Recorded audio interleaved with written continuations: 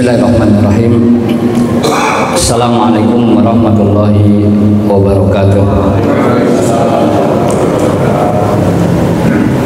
Innal hamdalillah nahmaduhu wa nasta'inuhu wa nastaghfiruh wa na'udzu billahi min syururi anfusina wa min sayyiati a'malina. May yahdihillahu fala mudilla lahu wa may yudlil fala hadiyalah. Asyhadu an la ilaha illallah wahdahu la syarikalah wa asyhadu anna Muhammadan abduhu wa rasuluhu la nabiyya ba'da. Amma ba'd. Tema yang akan kita bahas pada malam hari ini, bagaimana pandangan Islam terkait dengan kekerasan dalam rumah tangga, ya, KDRT.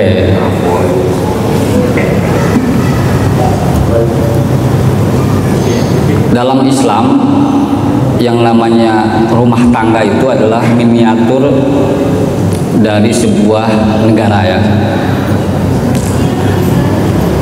Oleh karena itu, rumah tangga itu mesti ada susunan organisasinya, ada ketuanya, ada pemimpinnya, ya. Ada yang dipimpinnya, rakyatnya. Oleh karena para ulama mengatakan bahwa biasanya yang menjadi pemimpin dalam sebuah rumah tangga itu adalah kepala keluarga, ya, seorang suami biasanya. Ini berdasarkan firman Allah Subhanahu wa taala dalam surat An-Nisa ayat 34, ya. Ayat ini terkenal, ya. Ar-rijalu qawwamuna 'alan nisa. Kaum laki-laki itu ar-rijal, ya. Qawwamuna, kalau lihat di terjemah Kemenag, ya, atau terjemah dalam bahasa Indonesia, ya, kata qawwam ini tafsirnya adalah pemimpin, leader, ya, kepala keluarga. Dalam level yang tinggi namanya presiden. Nah, di bapak-bapak di sini yang sudah menikah, ya, itu adalah kedudukannya sama dengan Jokowi kalau di Indonesia. Cuman bedanya kalau Pak Jokowi 2 bulan lagi bapak-bapak sampai meninggal dunia. Betul, ya, 2 bulan lagi, ya. Nah, kata qawam ini memang salah satu tafsirnya adalah pemimpin. Tapi sebenarnya kata qawam ini bisa juga dimaknai itu adalah seperti tulang punggung, sesuatu yang bisa berdiri di atasnya bangunan yang kokoh, itu qawam namanya. Atau tempat bersandar, qawam ini. Atau dalam terjemahan yang lebih mudah, ya, para suami ini, laki-laki ini adalah mereka yang bisa diandalkan, mereka yang bisa dijadikan tumpuan. Kenapa? Bima faddalallahu ba'dahum ala ba'din wa bima anfaqu min amwalihim, karena kelazimannya, kelumrahannya, ya, laki-laki itu secara fisik lebih apa? Lebih kuat. Ini kelazimannya, ya. Karena di beberapa situasi sangat tertentu, ada yang ternyata perempuan atau ibu-ibu lebih kuat dari laki-laki. Ada. Petinju kelas berat perempuan itu lebih kuat daripada bapak-bapak, ya. Juara dunia perempuan angkat besi 200 kg, ya. Nah, itu lebih kuat daripada bapak-bapak. Tapi itu kan situasi sangat khusus, ya. Tapi udah kelazimnya memang ada laki-laki jauh lebih kuat daripada perempuan, fisiknya lebih kuat, ya. Oleh karena itu bisa diandalkan, ya, minimal dalam rumah. Wa bima anfaqu min awalihim, dan pada kelaziman dan kelumrahannya bahwa yang menjadi sumber penghasilan di dalam rumah tangga itu adalah pekerjaan siapa? laki-laki itu biasanya. Ini kan kita berbicara kelazimannya dulu ya. Ada situasi-situasi tertentu dalam rumah tangga itu ternyata yang menjadi tulang punggung nafkah itu bukan seorang suami tapi istri. Ada nggak? Ada. Nah, ada. Atau gajinya lebih banyak, ada nggak? Banyak, tapi tetap lah pada hakikatnya laki-laki lebih banyak ya. Atau bahkan ada yang laki-lakinya jadi bapak rumah tangga, ada. Nah ini alasan kenapa Al-Quran menempatkan laki-laki sebagai qawwam. Karena dia sebagai qawwam, sebagai seorang pemimpin, maka di dalam tafsirnya banyak bahwa seorang suami ini adalah layaknya seorang pemimpin yang bertanggung jawab terhadap apa? Nasib rakyatnya. Rakyatnya aman, bisa makan ya. Kan begitu. Nah, kalau ternyata seorang pemimpin itu menjadi sumber ancaman, nah ini berarti ada yang salah. Ya. Jadi seorang suami ini adalah sebagai pelindung di dalam keluarga, sudah bukan sebagai ancaman bagi keluarga. Dari perspektif ini, maka kita akan dengan sangat mudah mengatakan bahwa kekerasan baik secara verbal atau kekerasan secara lisan ya, yang dilakukan oleh seorang suami terhadap salah satu anggota keluarganya, entah itu istrinya atau anaknya ya, itu sudah menyalahi dia sebagai seorang pemimpin. Karena seorang pemimpin itu harus melindungi siapa? Rakyatnya. Itu aja sudah cukup sebenarnya. Jadi kalau ternyata dianiaya ya istrinya atau anaknya oleh kepala keluarga yang notabene adalah laki-laki biasanya ya, nah, berarti dia bukan lagi sebagai seorang qawwam. Alih-alih dia menjadi yang bisa diandalkan, malah dia menjadi ancaman utama gitu kan. Nah, maka sebenarnya dari sini kita akan melihat sebenarnya segala bentuk ancaman kekerasan yang ditimbulkan oleh seorang suami dalam rumah tangga ini ya, itu sudah bertentangan dengan konsep qawwam. Itu aja sudah cukup ya. Walaupun kita tahu kekerasan dalam rumah tangga atau dalam bahasa Inggrisnya domestic violence ya, dalam bahasa Arabnya al-unfu al-usari ya, jadi kekerasan domestik dalam negeri ya gitu ya, itu ya pelakunya tidak mesti suami ya, bisa jadi istrinya, bisa jadi anak laki-lakinya biasa. Kan banyak ya anak laki-laki yang kemudian membunuh bapaknya gara-gara tidak dibelikan apa? Motor biasanya. Oke. Ada yang begitu. Ada itu kekerasan dalam rumah tangga. Bapaknya kemudian dipukul oleh anaknya gara-gara bapaknya nikah laki, itu KDRT atau bukan? Oh bukan. Nah ini sudah mulai agak lenceng-lenceng kan. Tapi perlu dipikirkan tuh kalau begitu gimana Pak Ustadz? Bapak saya nih kawin lagi itu poligami, secara finansial dia mampu, kemudian saya protes ya. Kemudian saya melakukan kekerasan, itu KDRT atau bukan? Nah nanti nanya ke MUI kalau itu. Nah, jadi ya KDRT itu bisa dilakukan oleh siapa saja. Nah, bahkan kalau boleh jujur ya, banyak yang kemudian seorang suami ya, ketika dia di luar sangat berwibawa, gagah ya, seperti orang yang sangat ditakuti, tapi di rumah seperti ayam sayur. Lo gak ketawa sih Pak? Enggak ya? Apa merasa tersindir atau gimana? Ada yang begitu ya? Ya ada Pak. Ada. Bahkan ada satu riwayat menarik Pak. Umar sangat galak kan? Kalau ada orang munafik, Umar mengatakan ya Rasulullah, dakni aktoro sahu unukahu. Ya Rasul, biarkan saya kebas batang leher dia, kan begitu ya. Tapi pernah salah satu sahabat melihat Umar diomelin sama istrinya, diem aja. Itu Umar bin Khattab. Nah, terjadi juga begitu. Itu juga kekerasan dalam rumah tangga sih. Nah jadi ya, bahwa dalam Islam ini ketika terjadi kekerasan dalam rumah tangga itu sudah menyalahi konsep qawam seorang pemimpin, yang seharusnya seorang pemimpin itu sudah barang tentu dia melindungi rakyatnya, bukan malah melakukan kekerasan terhadap rakyat. Jadi kalau seorang pemimpin melakukan kekerasan terhadap rakyatnya, itu bukan pemimpin namanya ya. Tiba-tiba di SPBU tiba-tiba naik Pertamax naik gitu kan. Ini misalkan aja gitu.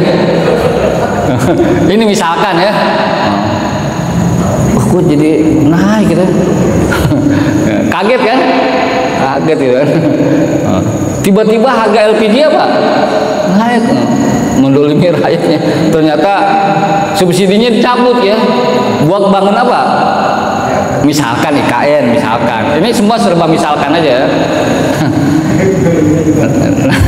Nah, jadi ya sebenarnya seorang pemimpin sejati itu adalah seorang yang selalu memberikan kebahagiaan kepada rakyatnya, kan begitu ya? Itu seorang pemimpin. Di saat dia bahagia, dia paling terakhir. Di saat dia ada penderitaan di sebuah negeri atau dalam rumah tangga ya, dia yang paling pertama. Begitu kan seorang pemimpin ya? Bukan sebaliknya ya. Negara lagi susah, rakyat duluan yang susah, nanti pemimpin belakangan ya. Nah, pas negara lagi senang, dia senang duluan, rakyatnya belakangan gitu. Maka yang terjadi seperti di Bangladesh nanti betul ya, Bangladesh ya. Iya, banyak aparat-aparatnya yang kemudian ya dihukumi secara ini ya, jalanannya oleh para demonstran. Ada saya lihat tuh ya. Presidennya kabur ke India. Namanya Sheikh Hasina ya. Itulah perempuan ya, Sheikh Hasina ini. Kabur tuh ke India. Nah, jadi ya itu pertama ya. Jadi dalam Islam tentu saja kekerasan dalam rumah tangga ini ya adalah menyalahi konsep qawam ya. Yang kedua ya, bahwa kalau kita lihat ya, potensi kekerasan dalam rumah tangga ini harus kita akui memang dari laki-laki, dalam hal ini suami, karena dia pemimpin itu biasanya memiliki kewenangan ya. Orang yang dia kemudian memiliki otoritas kewenangan cenderung bisa menyalahgunakan kewenangan itu ya. Iya, cenderung. Kalau dalam bahasa kerennya ya, power tends to corruption ya. Bahwa kekuasaan ini dia akan punya kecenderungan untuk korupsi atau cenderungan untuk menyimpang atau melakukan kerusakan. Memang begitu sih. Makanya kan dia harus dibatasi dalam Islam tuh kekuasaan itu oleh syariat ya. Kalau melanggar dia bisa diminta pertanggungjawaban ya. Seperti itu dalam Islam ini ya. Jadi memang seorang kepala rumah tangga ini, pemimpin, dia potensinya besar untuk melakukan kekerasan dalam rumah tangga. Nah, dalam hal ini memang kalau kita lihat apa sih fungsi kepala keluarga ini ya dalam rumah tangga ini, maka kita lihat di dalam Al-Quran ya. Kalau tadi kan surat An-Nisa ayat 34 ya. Di dalam Al-Quran ya kita temukan satu ayat ya, yang ayat ini ya seringkali nih dituduh Islam ini membenarkan kekerasan dalam rumah tangga, dituduh itu dalam surat ya Al-Baqarah ayat 34, nanti dibuka ya di rumah ya. Itu pun kalau ingat ya.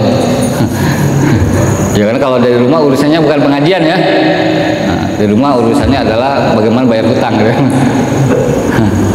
Wallati takhafuna nusujahunna, dan mereka perempuan ini takhafuna, wahai para suami yang kalian khawatirkan, nusujahunna, istri-istrinya itu nusuz itu tidak taat kepada suami ya. Nah, jadi prinsipnya sebenarnya seorang rakyat ini atau anggota keluarga dia harus taat kepada kepala keluarga. Itu prinsip awalnya seperti itu ya. Karena dalam sebuah miniatur negara yang paling kecil keluarga pun sama ya. Seorang pemimpin harus ditaati oleh rakyat, itu memang seperti itu. Kalau tidak terjadi seperti itu akan kacau kan sebenarnya. Nah, jadi wahai para suami, kalau melihat istri kalian ini khawatir kalian cemas, nusuz ya, nah, melawan, membangkang ya. para istrinya kepada suaminya yang sebagai kepala keluarga. Apa yang dilakukan? Ada 3 langkah. Yang pertama, fa'idhuhunna, dinasehatin dulu. Tuh kan? Dinasehatin. Nah, tapi Pak Ustadz, ini masalahnya yang nggak benar suaminya bukan istrinya. Ini artinya apa? Bahwa seorang pemimpin ini memang harus menjadi teladan. Suami itu harus jadi apa? Panutan. Makanya kan yang namanya suami itu jadi imam kan? Jadi imam ya. Jadi kalau nanti anak kita perempuan ya, nyari imam, nyari suami namanya. Kalau kebetulan dia imam masjid, ya kebetulan aja. Saya nyari imam, maksudnya bukan nyari imam masjid aja, nyari suami ya. Makanya kan yang namanya imam, suami itu imam, betul nggak? Imam. Seorang imam itu kan harus mempunyai nilai lebih daripada makmumnya. Bacaannya lebih bagus kan, ya agamanya juga lebih bagus kan, begitu ya. Makanya kalau kita punya anak laki-laki memang harus punya nilai lebih dalam hal apa? Pertama, pengetahuan agamanya, pendidikannya, karena dia akan jadi imam. Karena tugasnya imam ini nanti adalah ngasih nasihat ya. Dia harus jadi teladan, harus jadi panutan dalam sebuah keluarga. Itu dalam konsep Islam seperti itu suami itu ya. Jadi kalau ditanya anak kita, siapa yang jadikan contoh? Bapak saya, berarti berhasil ya. Jangan sampai begini, siapa yang jadikan contoh? Kayaknya bapak tetangga saya gitu. Ini bahaya kalau begini ya. Harus dicurigai ini kan. Kok yang jadi panutan tetangga, bapak tetangganya gitu. Gimana ceritanya? Nah. Oh ternyata bapaknya pelit gitu kan. Tetangganya murah hati. Jangan-jangan murah hati karena ngincer siapa? Ini bahaya kalau begini. Nah, ngincer ibunya jangan-jangan. Nah, karena kan ada peribahasa, rumput tetangga selalu apa? Nah, itu peribahasa ini sebenarnya konsep dari tajin. Tajin itu apa? Jadi setan ini melihat sesuatu yang tidak halal menjadi indah, kan begitu setan tugasnya kan? Tajin tuh. Nah, kan banyak ya, bahwa dalam ada kasus ya, seorang suami selingkuh dengan pembantunya. Ada yang begitu? Ada. Sedangkan dari segi status sosial, pendidikan, mungkin juga kemudian wajah ya, mukanya lebih cantik istrinya. Tapi kenapa dia selingkuh dengan pembantunya? Karena dibuat indah sama siapa? Setan. Ya. Nah itu yang namanya rumput tetangga, itu adalah tazin namanya. Nah jadi ya, suami ini memang ketika ada hal-hal yang menyimpang dari istrinya, nasihatin. Bukan dipukul kan? Enggak Pak. Itu memang seperti itu. Jadi kalau rakyatnya kemudian kelihatan tidak patuh, tidak taat kepada aturan yang dikeluarkan oleh pemimpinnya, padahal aturan tidak bertentangan dengan syariat Islam ya, memang harus dinasihatin. Dikasih saran, dialog, terus dinasihatin. Misalkan begini ya, istrinya kok tiba-tiba kalau lagi belanja sayur keluar ya, kok tidak pakai jilbab, dinasihatin nggak? Nasihatin. Kok setiap kali ada tukang sayur lewat kok dia nggak pakai jilbab, malah pakai daster gitu kan? Ternyata tukang sayurnya ganteng gitu kan? Nah ini masalah ini kan, tukang sayurnya ganteng dengan tinggi badan 190 kan, usia 24 tahun gitu kan, jualan sayurnya pakai mobil gitu kan. Nah ya gimana nggak tertarik gitu kan. Nah, suaminya di rumah nggak punya mobil, pakai motor gitu. Tua lagi gitu. Ada tuanya. Nah jadi ya itu dinasihatin aja. Nih kalau keluar pakai jilbab, jangan langsung dipukul ya. Jangan. Memang dinasihati karena nggak boleh. Kemudian seorang muslimah ini ya terbuka apanya? Auratnya haram. Nah yang begitu-begitu ya, suaminya istrinya ngerumpi gitu ya. Nah mungkin ada pertanyaan terbalik nih Pak Ustadz, gimana kalau yang melanggar syariat ini adalah suaminya? Istrinya boleh nggak menasihati suaminya? Bukan boleh, harus. Karena itu sudah dalam kaidah yang lebih luas lagi. Karena dalam hadis ya, hadis Sahih Muslim ya, ini hadisnya pasti pernah dengar nih, man ra'a minkum munkaron falyughayyirhu yadi, kan begitu ya. Barang siapa di antara kalian, termasuk kalian itu laki-laki perempuan dari muslimin muslimat mukminin mukminat ya, melihat kemungkaran maka ubahlah dengan tangannya. Kalau tidak bisa dengan lisannya. Ini paling cocok ya, mengubah kemungkaran dengan lisan ibu-ibu karena cerewet itu. Iya bener kan? Cocok banget kan? Bapaknya ya, kemudian malas sholat subuh, diomelin sama istrinya, wajib. Iya, subuh susah gitu. Bangun, kalau perlu dia ya dicipratin dengan air ya, bukan segelas seember, nggak masalah. Disiram pakai selang gitu ya, nggak masalah, silakan aja. Lah itu kan amar ma'ruf nahi munkar, nggak mau sholat subuh ya. Iya betul begitu. Jadi bukan berarti bahwa yang di sini perintahkan bahwa suami menasihati istrinya kemudian istrinya tidak boleh. Enggak. Di antara sesama muslim ini termasuk dalam kehidupan rumah tangga itu bisa saling menasehati. Kan wal asli innal insana lafi husnin illa amanu wa tawa. Nah, saling bertausiah gitu. Jadi enggak masalah, cuman memang tugas yang dibebankan oleh Al-Quran kepada suami sebagai kepala rumah tangga adalah mengarahkan, menasihati istrinya agar hidupnya lurus gitu. Nah, jadi kalau begitu, bahwa dalam Islam ini ya, yang dikedepankan adalah dialog aja, ngobrol gitu. Nah, kan yang namanya mauidhah itu bukan dengan kekerasan tapi dengan kata-kata ya. Ud'u ila sabili rabbika bil hikmah wal mau'izatil. Kata-kata fa'iduhuna sebenarnya lebih kepada penekanannya yang namanya nasihat dengan contoh. Nah itu fa'iduhuna itu nasihat dengan contoh. Yuk. Jadi kalau istrinya dinasihati karena selalu kemudian mengumbar auratnya ketika keluar rumah, suatu ketika kemudian suaminya keluar pakai kolor, maksudnya kolornya kemudian kelihatan pahanya mentang-mentang putih ya, suaminya pakai kolor gitu, sebelahnya janda itu sengaja. Yang begini, nah ini nggak ngasih contoh kalau begini ya, nggak ngasih contoh. Kok istrinya bilang jangan ngegosip kalau pengajian ini, dia di pos ronda apa? Gosip. Nah ini ngasih contoh begini. Jadi kata-kata fa'iduhunna, maka nasihati, kasih mau'idhah lebih kepada contoh sebenarnya nasihatnya. Karena kita harus akui bahwa nasihat yang paling membekas itu adalah ketika dia melakukan apa yang dia sampaikan. Itu namanya mau'idhah ya, teladan ya. Nah, jadi itu yang pertama ya di dalam Al-Quran ya, dalam surat Al-Baqarah ini ya. Yang kedua, kalau nggak mempan, wah udah dibilangin nih istri kita ya, ternyata tetap buka aurat, ternyata dia tetap suka gibah ya, ternyata dia kemudian keluar rumah tanpa izin ya, dia keluar rumah dari pagi nih, kemudian pulang-pulang malam, entah tahu kemana gitu, ternyata nongkrong di mall gitu. Nah, kita nasihati susah juga. Maka yang kedua kata Al-Quran, wahjuruhunna, didiamkan, dicuekin. Tapi di dalam hadis dikatakan wahjuruhunna ini adalah dalam Al-Quran fil madhaji, didiamkan ketika di tempat tidur. Jadi jangan didiamkannya suaminya mendiamkan dia pergi keluar dia ya. Jadi sudah dibilang, kenapa kamu keluar dari rumah? Istri dibilangin susah, hanya kita cuekin aja. Hanya dia pergi tuh dari rumah setahun ganti KTP lagi kan. Nah itu bukan wajib bil ma'ruf ya.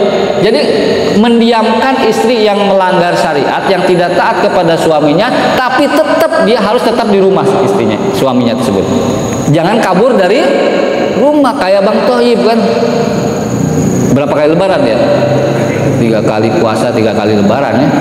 Nah, itu Bang Thohib pulang-pulang kemudian namanya sudah Thoyibah malah ganti kelamin kan. Nah, udah parah lagi itu kan. LGBT jadinya ya. Nah jadi wahjuruna fil madhaji itu mendiamkan, dan Rasul pernah mendiamkan beberapa istrinya bahkan sebulan. Ada itu contohnya. Wahjuruhunna fil madhaji. Nah yang terakhir ini kalau nggak umpah didiemin malah dia makin menjadi-jadi kan. Nggak nurut kan sama suami, nggak benarkan suami nasihatnya. kemudian juga sudah cuekin malah makin menjadi-jadi ya. Maka kemudian yang terakhir wadribuhun. Nah, ini yang jadikan tuduhan banyak orang. Wadribuhun itu apa? Dipukul. Wah, ini kan kalau orang yang suka mukul nih, suami-suami ya, para lelaki nih seperti ada dalil kan. Suaminya ditampar ya, pakai tangan, plak. Tanya sama Ustadz ya, kenapa kamu mukul? Ada dalilnya Pak Ustadz. Ada dalilnya. Coba Pak Ustadz lihat surat Al-Baqarah 36 ya. Dilihat, oh iya ada ya katanya. Nah, ini Ustadznya kurang jauh mainnya kalau ini. Kurang jauh nih mainnya ya. Wadribuhunna, pukul. Nah, kata pukul ini sebenarnya dijelaskan dalam hadis Rasulullah Shallallahu Alaihi Wasallam ya. Jadi kata pukul ini, jadi dalam hadis Rasulullah ya, bahwa yang dimaksud dengan mukul di sini ini adalah memukul ghairu mubarrih, yang tidak menimbulkan luka, tidak menimbulkan luka. Nah, yang lebih menarik saya baca nih, saya sampaikan ya. Apa tafsir wadribuhunna? Apa tafsir memukul itu apa sih Ustaz? Saya baca ya tafsirnya yang dijelaskan oleh Ibnu Katsir ya. Oleh Ibnu Abbas mengatakan gini, ketika saya baca tafsir ini maksud memukul sini apa? Ibnu Abbas mengatakan gini, ketika kata Rasulullah ya, yang dimaksud memukul itu ghairu mubarrih, yang tidak menimbulkan luka yang serius ya. Nah, berarti boleh Pak Ustadz luka yang tidak serius, bukan begitu maksudnya.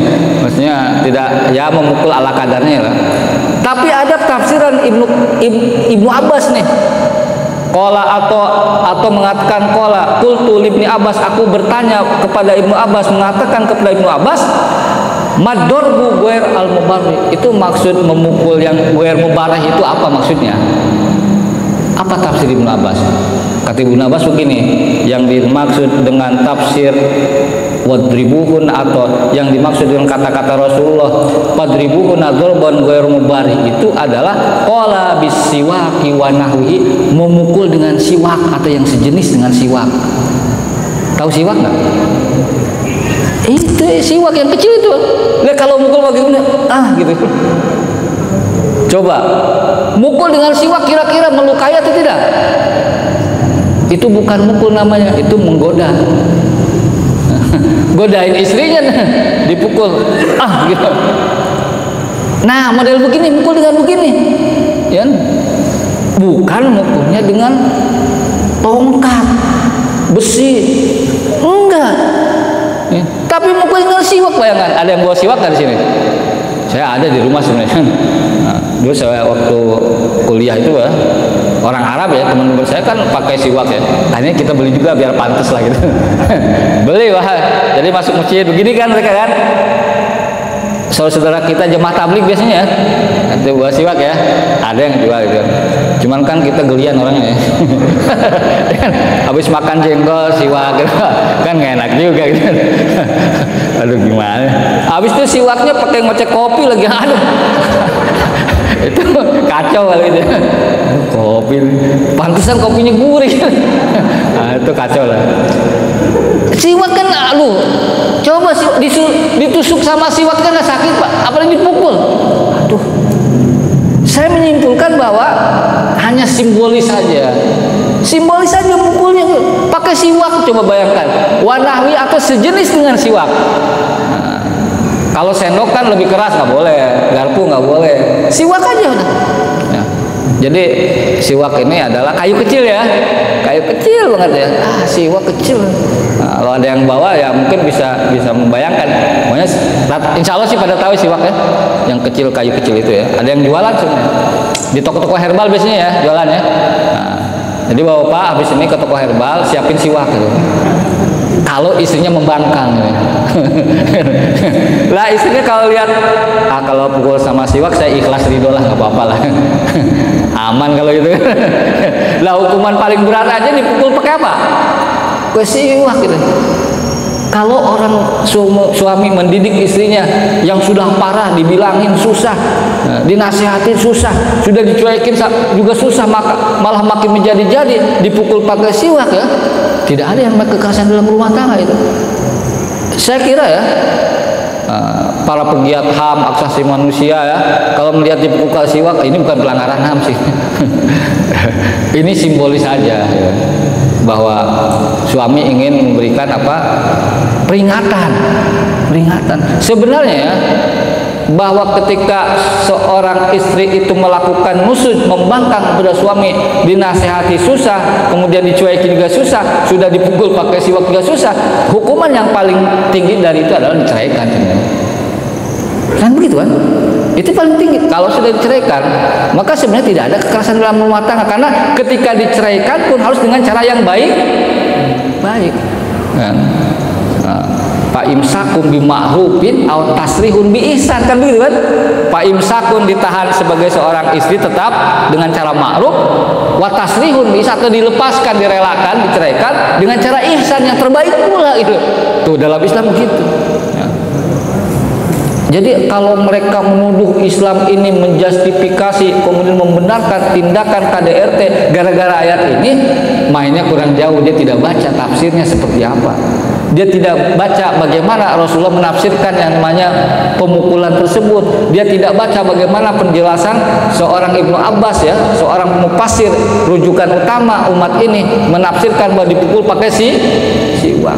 Bahkan tafsir Ar-Razi mengatakan yang dimaksud dipukul ini mengatakan begini, yang bagian yakuna ad-darbu bimindilin malpuk, katanya ini kalau mau mukul istri ini hendaklah dengan mukul dengan kain yang lembut, kemudian malpuk ini diikat dikit-dikit, kain yang lembut. Mindil ini dalam bahasa Arab modern malah tisu namanya. Mindil itu ya dalam bahasa Arab itu adalah tisu. Atau sapu tangan lah. Kalau sapu tangan kemudian kita ikat-ikat dipukul ke istri kita, sakit nggak? Itu mah simbol aja sebenarnya. Atau mukul dengan tangannya. Tapi maka dijelaskan oleh tafsir Ar-Razi mengatakan wala yadribuha bisyat wala bil asad, tidak boleh seorang suami memukul istrinya dengan cambuk atau tongkat, nggak boleh. Nggak boleh. Nah, jadi kalau begitu, kalau orang menuduh Islam ini adalah agama yang, khususnya ayat ini ya, melegalkan sekali lagi kekerasan dalam rumah tangga, itu adalah keliru dan salah. Apalagi kalau kita mau meneladani bagaimana Rasulullah sebagai seorang suami, wah itu lebih praktikal lagi, udah selesai urusan itu. Coba baca, Rasulullah ini adalah teladan dalam segala hal. Dia teladan sebagai seorang suami, teladan sebagai seorang ayah, teladan sebagai seorang kepala keluarga, teladan sebagai panglima di medan jihad ya. Apa yang dilakukan Rasulullah sebagai seorang suami? Maka kita harus melihat bagaimana diceritakan oleh istri-istrinya kan, oleh istri-istrinya itu. Di antara yang banyak meriwayatkan tentang ini adalah Aisyah tentu ya.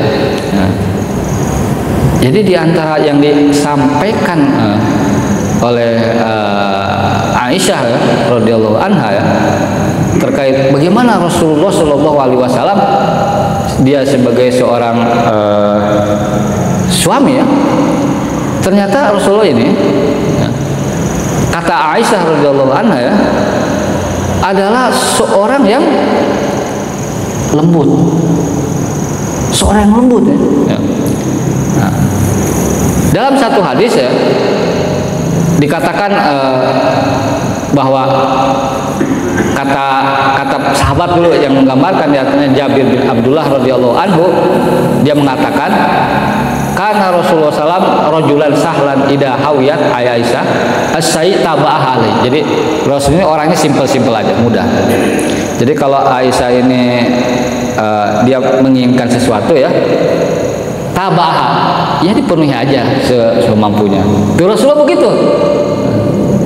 Kemudian dalam hadis lain yang digambarkan oleh Anas bin Malik ya, Jadi kita tahu yang namanya Anas bin Malik ini ya adalah seorang pembantu asisten Rasulullah ya.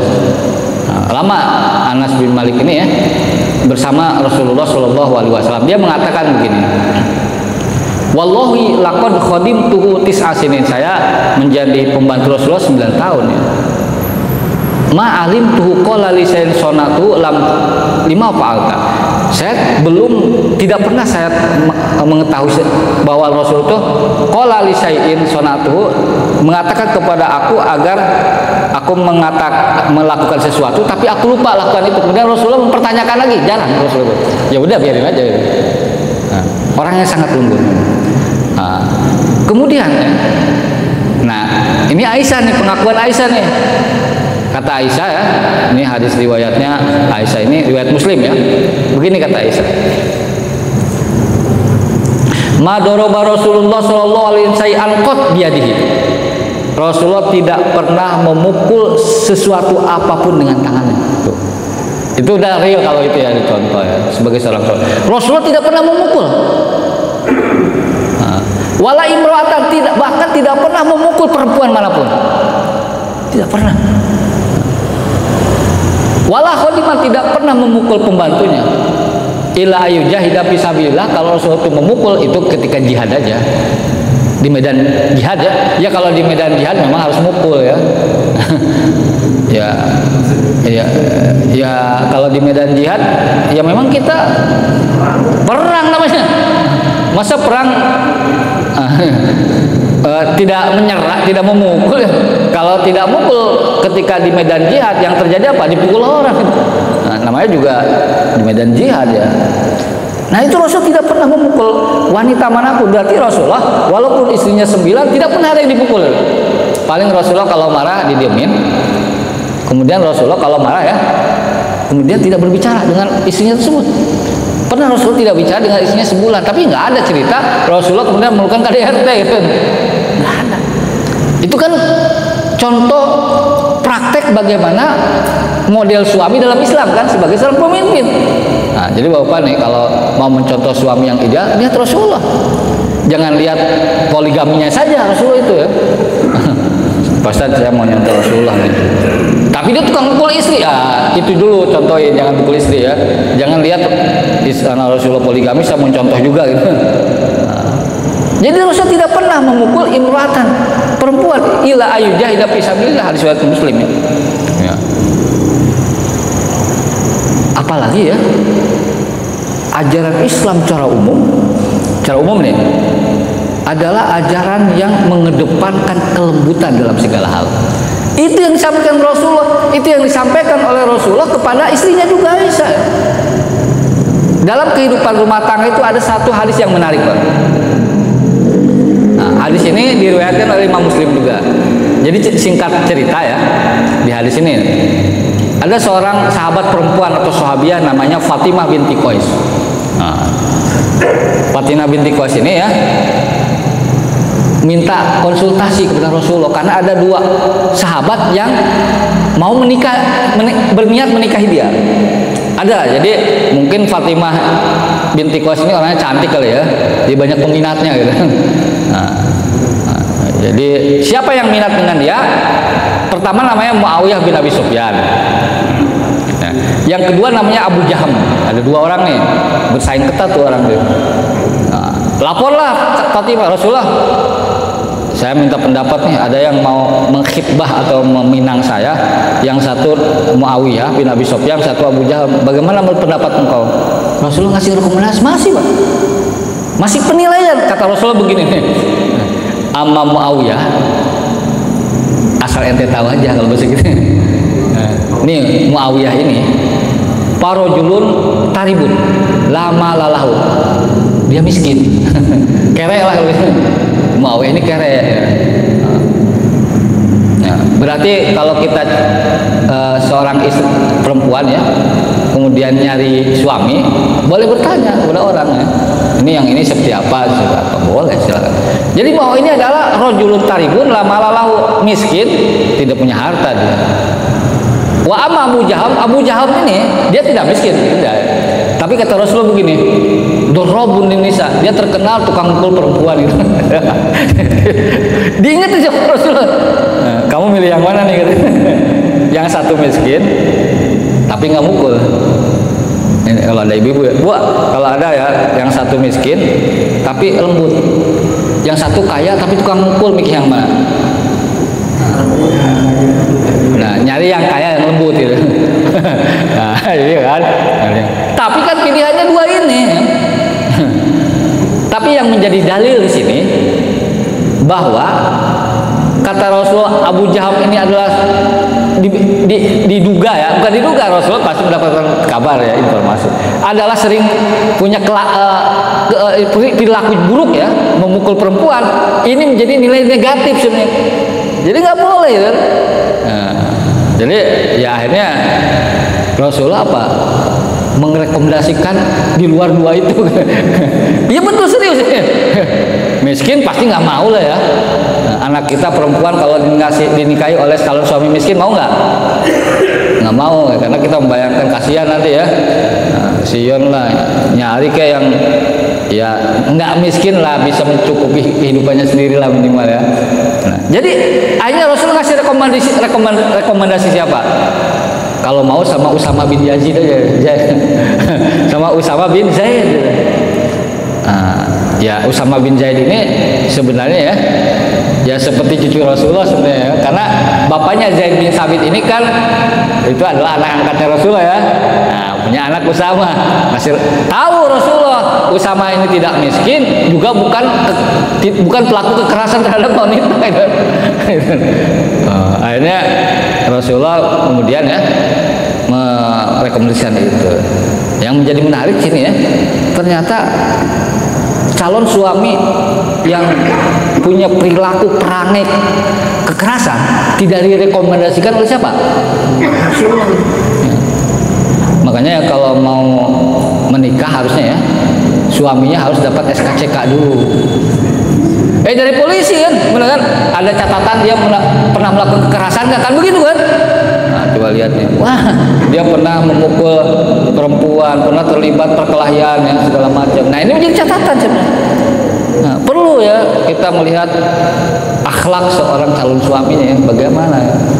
Nah, apalagi kalau kita lihat pesan-pesan Rasulullah kepada kita, maksudnya kepada Aisyah ya. Agar Rasulullah ini ya, Aisyah berpesan ya, agar selalu berlaku lembut, rifq ya. Nah, jadi kata Rasulullah nih mengatakan begini, Innallaha rafiqun, Allah itu adalah maha lembut, yuhibbu rifqa, menyukai kelembutan. Wa yu'ti alaihi ma la yu'ti alal anfus, Allah akan memberikan rahmat berkahnya kepada orang yang melakukan kelembutan yang tidak diberikan kepada orang yang melakukan kekerasan. Nah, ini hadis ini hadis riwayat Abu Daud ya. Kemudian di hadis lain ya, Rasulullah SAW bersabda ini, Innallaha yuhibbu rifqa fil amri kullihi. Ini sudah menjadi pondasi umum ajaran Islam ya. Allah ini menyukai kelembutan dalam segala hal, urusan rumah tangga, birokrasi ya, semua. Jangan dengan kekerasan ya, pokoknya dengan semua disertakan dengan kelembutan. Inna rifqa la yakunu fi shay'in ila zanahu. Nah ini penting, bagus sekali hadis ini ya. Ini hadis riwayat Imam Muslim, hadis sahih. Kata Rasulullah bahwa inna rifqa, kelembutan itu la yakunu fi syai'in, tidak ada kelembutan itu di dalam sesuatu apapun ila zanahu, kalau ada kelembutan di sana kecuali ada sesuatu yang indah, zain. Ya kelembutan itu indah Pak ya? Wala yanji'u min syai'in ila sanahu, kalau kelembutan itu tidak dicabut dari segala sesuatu maka akan tampak buruk gitu. Ini kaidah umumnya seperti itu ya. Jadi kesimpulan besarnya dalam pandangan fikih Islam, dalam pandangan Islam pada hakikatnya ya, bahwa ya KDRT itu adalah sangat bertentangan dengan ajaran Islam. Tuduhan bahwa dalam surat Al-Baqarah 36 ada kata-kata memukul, ternyata memukul itu hanya simbol sebagai apa? Bentuk ketegasan saja. Dan memukul yang tidak melukai itu di antara tafsirnya mukul dengan siwak. Siwak. Jadi kalau bapak-bapak terpaksa istrinya susah dibilangin ya, nasihatin, maka persiapkan saja di rumah apa? Siwak ya, siap-siap aja pukul dengan siwak nih. Nah, itu saja ya kajian fikih pada malam hari ini ya. Kenapa saya mengangkat tema ini? Karena ada beberapa kasus terkait dengan KDRT ya. Dan itu perlu kita sampaikan dari cara pandang Islam ya.